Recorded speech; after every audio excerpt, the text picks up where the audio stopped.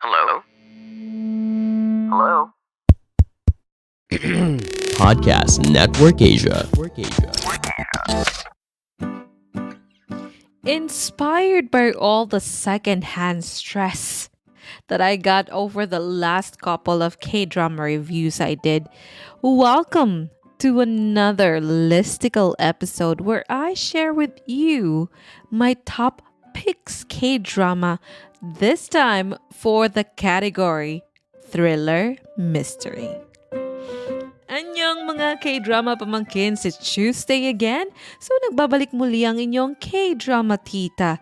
And just like what I said in today's episode, I bring you my top 5 thriller mystery K-dramas. These are the K-dramas na talagang mapapaisip ka, magugulumihanan, and you will not stop thinking, who is the real killer? This is again inspired by the K-dramas that I recently watched, which are Big Mouth and Little Women. Both I did a K-drama review, and both K-dramas involve solving a mystery. Both K-dramas also will keep your brain motors running. And yes, both K-dramas will stress the hell out of you. And I think this K-dramas made me realize na posible pala yung second-hand stress.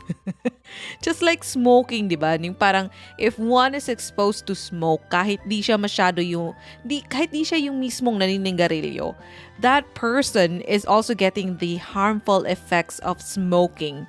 So, posible din pala yun sa stress. Akalain mo. Like, di naman ako yung nakakulong pero stress na stress ako sa mga nangyayari sa Big Mouth, or di naman ako yung involved sa nawawalang 70 billion won, unlike yung mga bida sa Little Women, pero ako yung pinaka-stress sa lahat sa mga nangyayari. Ay, Diyos ko. So the question talaga is, why are we doing this to ourselves? Di pa ba sapat yung stress natin sa daily life at gusto nating dagdagan pa? Ay, Diyos ko. Just lang. Anyway, but, there are people that really look for something like this. Really look for K-dramas like this. K-dramas that involve, mysteries as part of the plot. Something na kailangan mo mag-isip, hulaan kung sino yung pumapatay. So, merong mga taong ganun. And I'm actually one of them. Yes po, guilty po tayo dyan. Kasi ako, if I don't have a K-drama or rom-com K-drama to watch, I would often, and usually this happens kapag meron po tayong dalaw. So, di ko alam kung bakit, pero pag may dalaw ako, gustong-gusto ko yung mga nagpapatayan. Ako lang ba? Ladies, ako lang ba? Pero, ewan ko, siguro nagkakataon lang. I don't know. But yun nga, kapag wala akong rom-com K-dramas that I want to watch, kapag boring minsan yung mga pinapanood ko, I would often look for a K-drama that involves mystery killers or some sort. So, let me now share with you my top 5 thriller mystery K-dramas. And let me start it off with a K-drama from just last year, the K-drama Beyond Evil. Now, Beyond Evil is a psychological thriller from JTBC. Now, if psychological thriller and the word JTBC doesn't mean anything to you, let me just remind you that JTBC actually created some of the most thought-provoking K-dramas out there, like Sky Castle, Itaewon Class. My gosh, pag mga ganyan na mga thought-provoking K-dramas, JTBC yung gumawa, ay maganda yan. Samahan mo pa na yung mismong genre is psychological thriller. So, Beyond Evil is talagang beyond evil. Anyway, it stars Shin Ha-kyun and Yo Jin-go, who you probably remember from the K-drama Hotel de Luna, for example. Yun yung pinaka-famous ni Yo Jin-go. Now, Beyond Evil is a story about two police officers, Lee Dong-sik, played by Shin Ha-kyun, and Ha Joo-won, played by Yo Jin-go, who tries to uncover a serial killer who started killing decades ago. And in the process of uncovering the truth about the murder cases from the past and present, they also found out secrets hidden for decades of the people around them. So the K drama is inspired by the real life Hwasong serial murders that happened around 1986 to 1994, and where the real life serial killer was actually just discovered and confessed this 2019. So imagine that. Decades ago, 2019 lang siya nahanap. So if you actually try to research it out, I'm sure, katulad ko, mag-end up ka din sa rabbit hole. As in talagang napaka-interesting nitong series na to. And actually, that's the reason why there's so many dramas, so many movies that were inspired by the Hwasong serial murders, because it's very, very interesting. And up until 2019, it remained unsolved. Now, going back to Beyond Evil. So, Beyond Evil can be considered to have two chapters. Ganun yung thinking ko sa kanya eh. It basically has two chapters. The first half of the series, or the first chapter, was heavily not heavenly, heavily inspired by the Hwasong serial murders. And the screenplay for the story, for that mystery, is so amazing and will really keep you on the edge of your seats. Talagang hindi ka makapigil hininga. Yun, totoo yun. As in talagang pag nanonood ako sa kanya, parang, ay, kailangan ko pala huminga. Inhale, exhale pala tayo. Ganun. The creepy mystery, tapos samahan mo pa ng yung mga aesthetic shots niya talaga, parang yung mga lighting niya, yung editing, yung cinematography niya as a whole. Tapos samahan mo pa ng napaka-creepy na background song. Ay, Diyos ko Lord. Panalo. Wala akong masabi sa pagkakalatag ng story niya. However, and this is something that you may want to think about, I explained this further in my K-drama review of Beyond Evil. Somehow, sadly, the momentum was not maintained by the second half or the second chapter of the K-drama.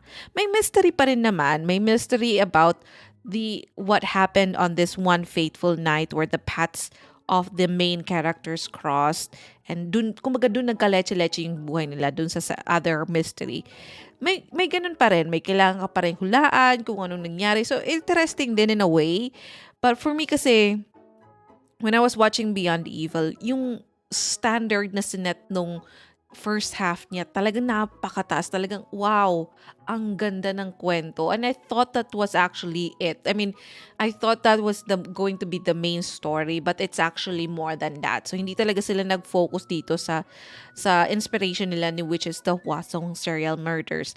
So, meron din silang additional flavor, of course, or may additional issue or mystery silang dinagdag, which of course is something that you want to look forward to, especially kung nakailang Hwasong serial murder inspired kay drama ka na. So yun yung medyo nagpapa-hook pa sa'yo sa second half nito. Pero let me just set your expectation. The second half for me, not so much interesting. But still, in a way, diba, the charm of Beyond Evil is that you have two mysteries in one story or one K-drama. Now, next is a tie between two other favorite but a bit old K-dramas of mine. They were also inspired by Hwasong murder case. First is Signal. Signal is about how a walkie-talkie allows a detective in the year 1989 to communicate with a cold case profiler from 2015. They help each other through a walkie-talkie solve crimes that happened in the 80s and still remain unsolved or related to present crimes.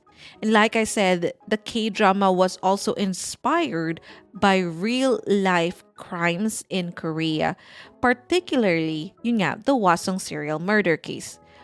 So this K-drama aired in 2016 And like I said, the suspect for the Wasong serial cases or murders did not confess until 2019. So when it aired, the case was also still unsolved.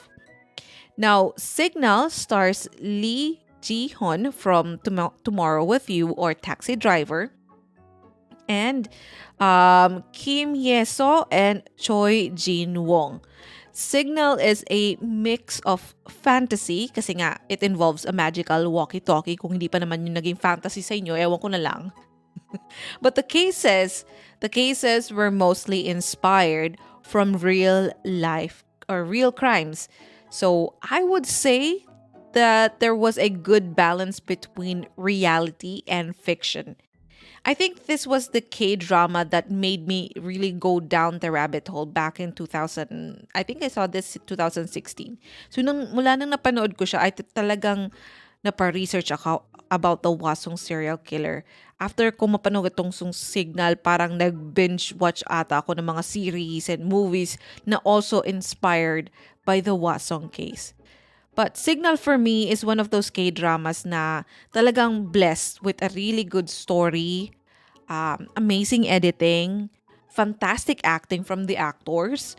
Kaabang-abang yung mga eksena niya every episode kasi as a viewer, you also want to know how they can solve this crime that actually happened in real life.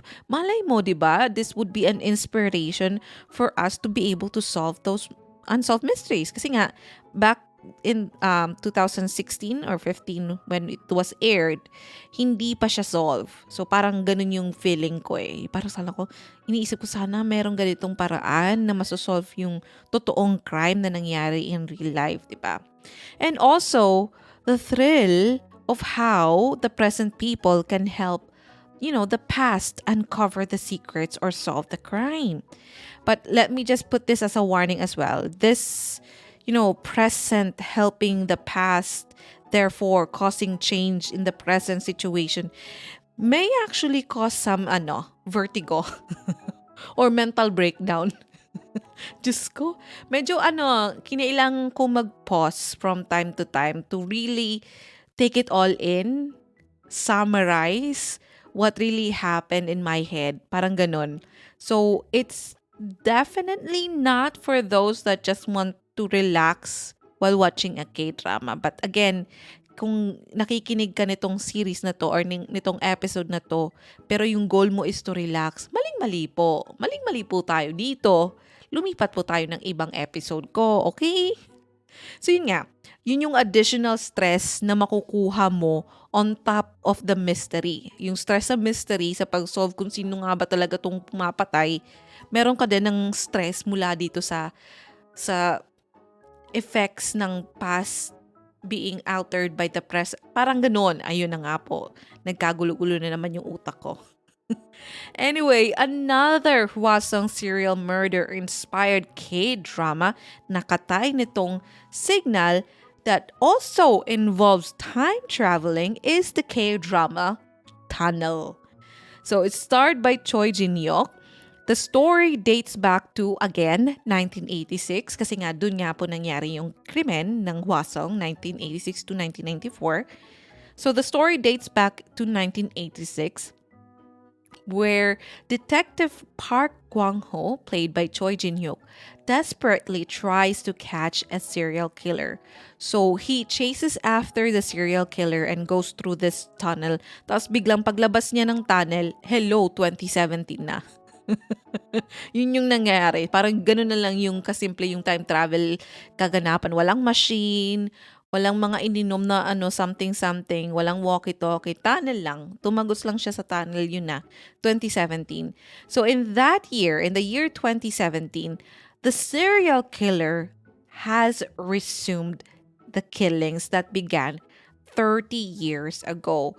So of course, Detective Park Kwang-ho now works with Detective Kim Sun-jae, played by Yoon Min, and Professor of Criminal Psychology Shin Jae, played by Lee Yo-young, to catch the killer.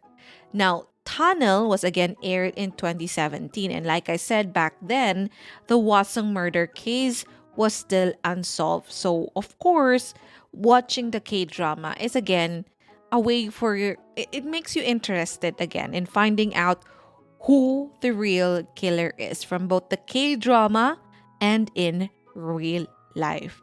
Now, compared to Signal, kasi medyo halos um, same, ilang months lang yung pagitan nila eh. 2016, 2017 yung airing nila. So, medyo pareho but sila na may fantasy, may involving yung past, tinutulungan yung present, or yung present tinutulungan yung past, parang ganon. But compared to Signal, medyo may pagka-comedy ng very light itong tunnel. So, in a way, less stressful compared to Signal, lalo na in terms of ending, which hindi ko na ikikwento, pero damay-damay na ito. Yun na nga. So, compared to Signal, medyo may pagka-comedy pa ng very, very light itong tunnel because it also involves the away-bati relationship between Choi Jin-hyuk's character and his partner na si Detective Kim Sun-jae played by Yoon Min.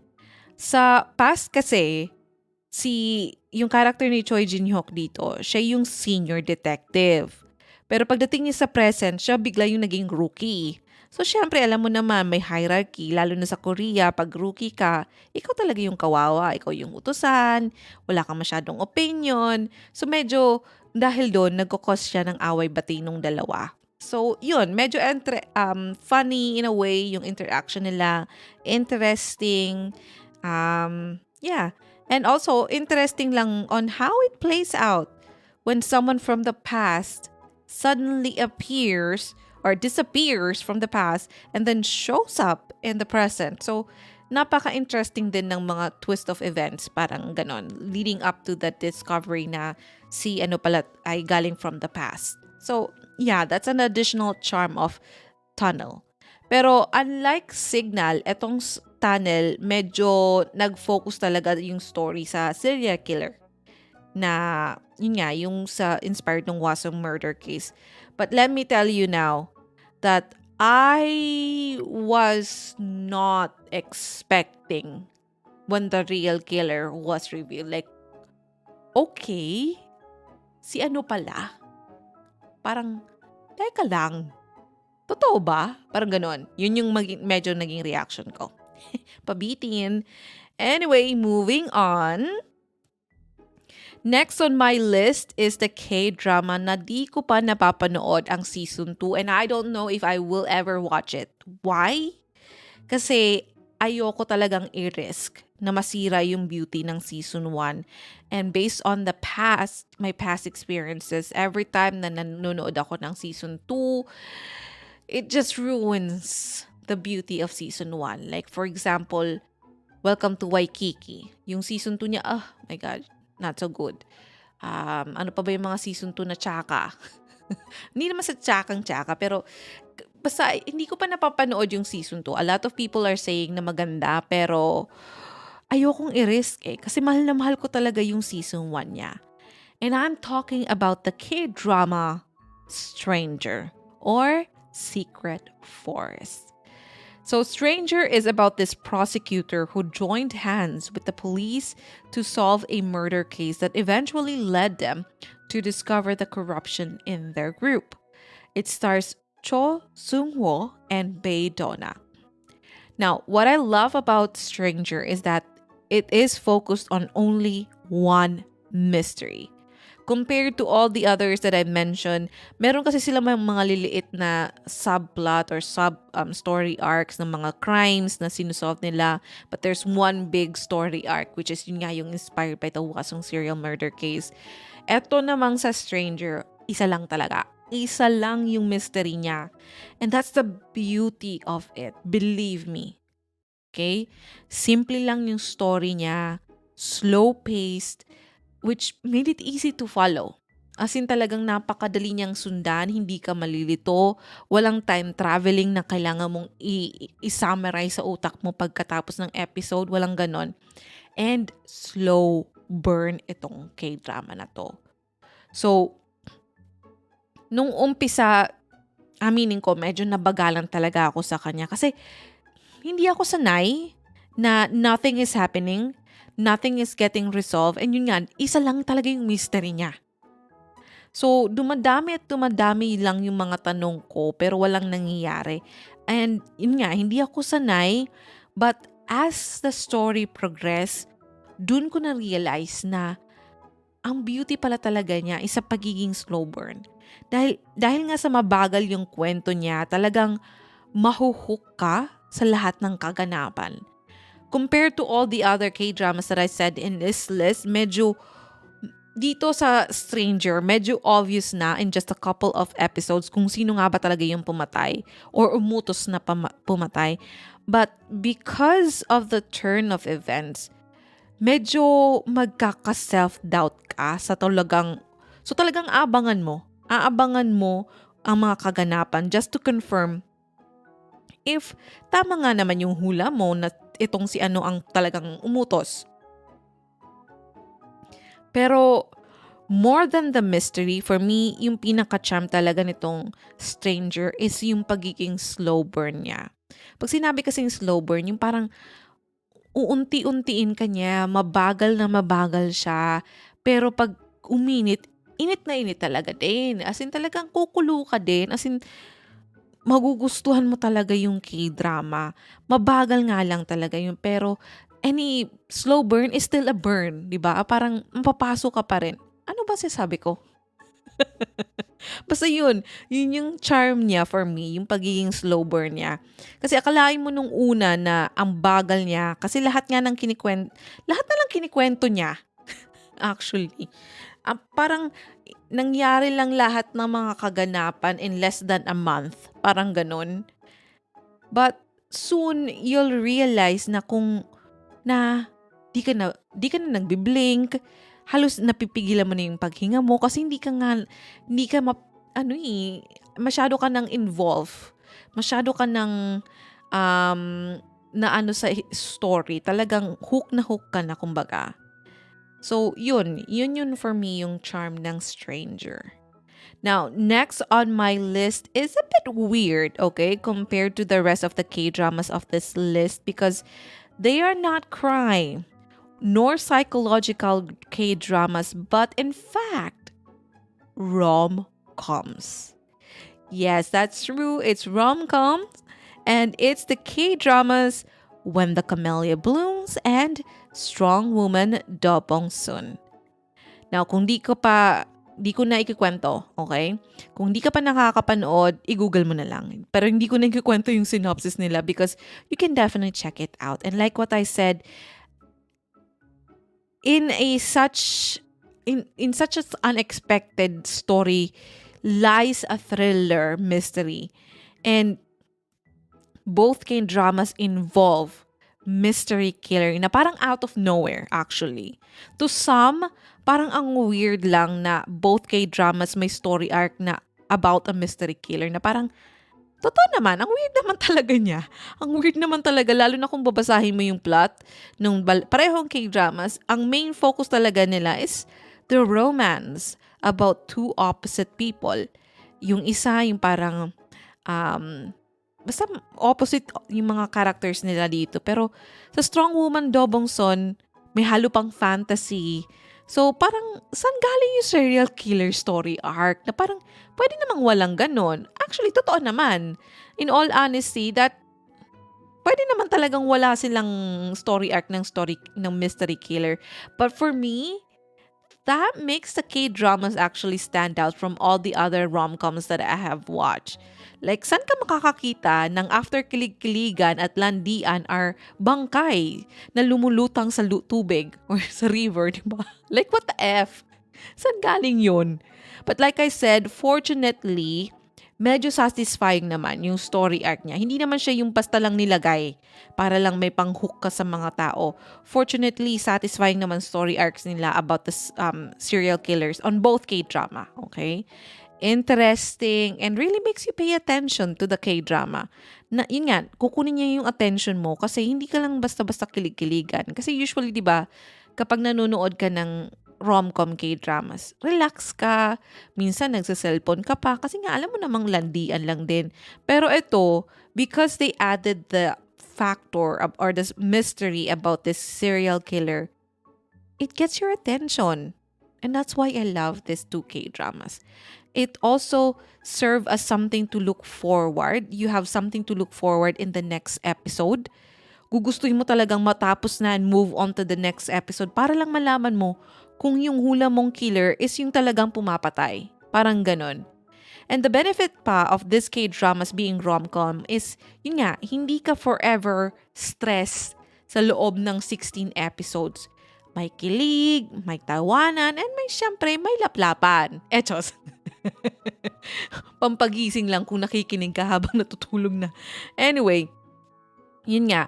Kung ang hanap mo is a K-drama that gets your brain working but not so much, okay? Ayaw mo naman ng super stressful, then try When the Camellia Blooms and Strong Woman Dobongsun. Now, we are down to my number 1 on my list, and that is none other than Flower of Evil.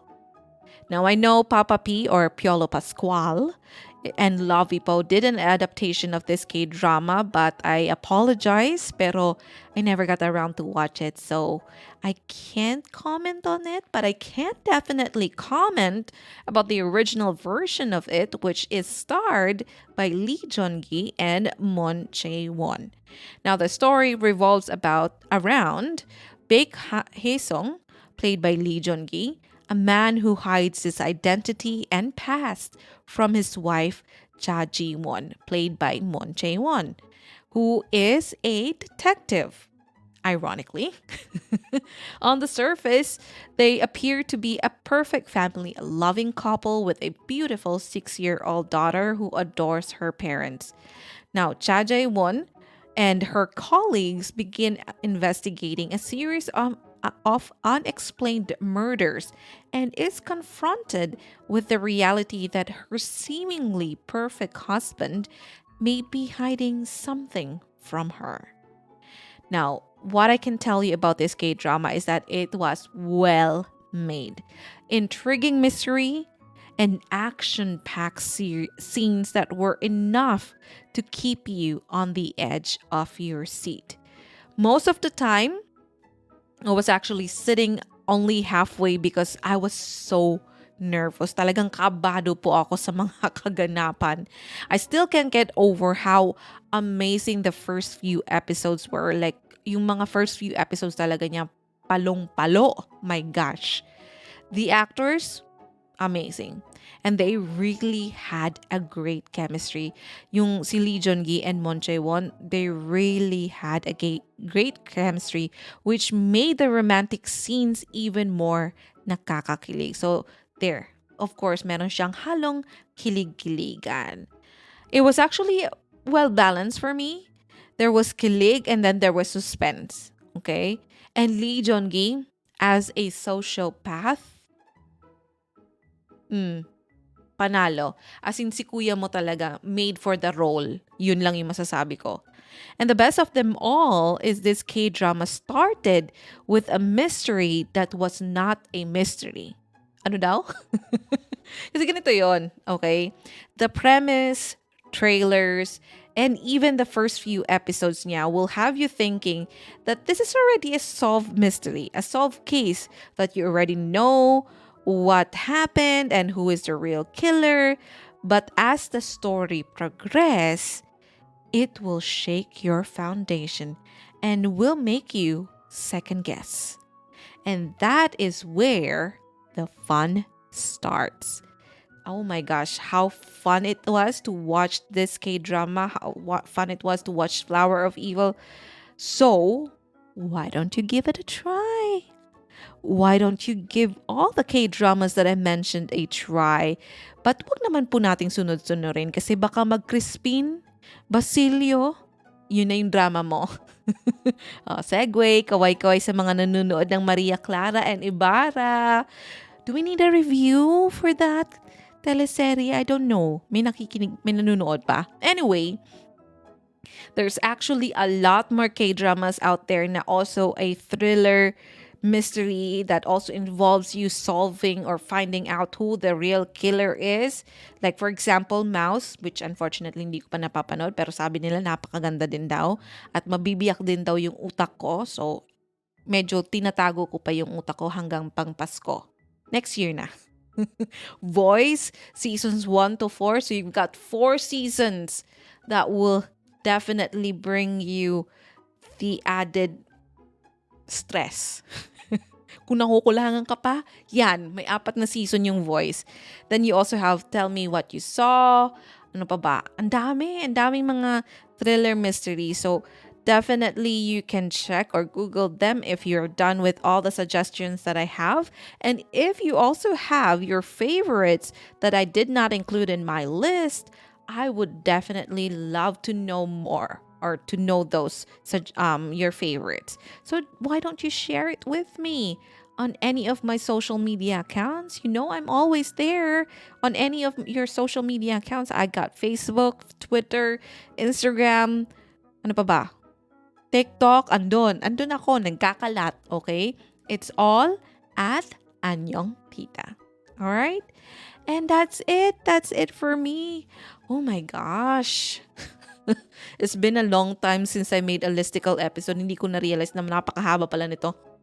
Anyway, if you also again have any suggested K-dramas that you want me to check, feel free to also send me a message or chat me or tag me or anywhere, whatever you...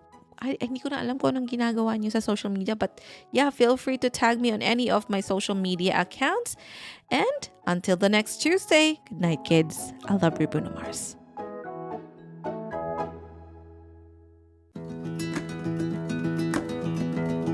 Kamsahamnida! Thank you for listening to this episode. I hope you enjoyed it. Don't forget to rate us 5 stars. And if you want to be updated, make sure to follow the podcast, hit the notification bell, and also follow me at Anyong Tita on Facebook, Twitter, and Instagram so you won't miss out on anything. And catch our weekly deep dive K-drama conversations every Tuesday on Spotify, Apple Podcasts, or other podcast streaming platforms here at your favorite K-drama show with your favorite K-drama tita. Anyong Tita!